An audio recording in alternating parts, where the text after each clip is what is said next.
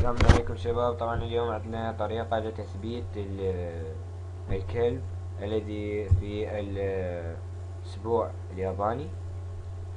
مثل ما راح تشوفون عندنا اوكي الأسبوع الياباني اللي نربح منه الكلب، اللي هو هذا الأسبوع الياباني. نربح في النهاية الكلب. الحين راح ننزل الكلب عن طريق الأكواد ونشوف كم يخصم.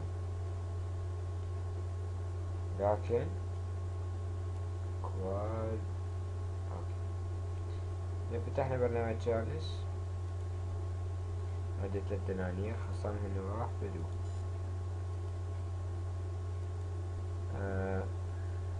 طبعا نسيت اقول لكم الكود تبعه، وهو كالآتي: كوده 200 599. ناخذ بريك اكسكيوت. شوف اللعبة غير ملتزمة، إذا إني أخذ فوق 3 دنانير. زين، نقول نحط البريك، نريد نثبته نشوف، ونحط رباية.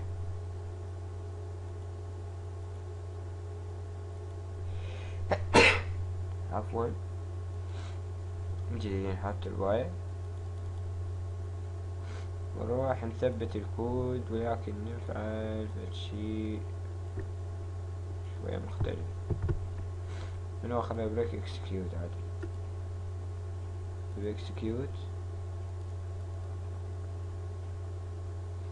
بانتهاء.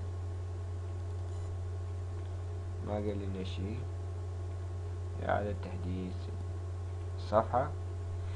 اوكي،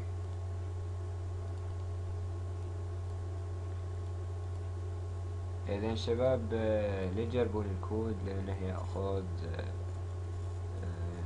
يعني ياخذ دنانير فوق 3 دنانير. اشوفكم في فيديوهات اخرى ان شاء الله.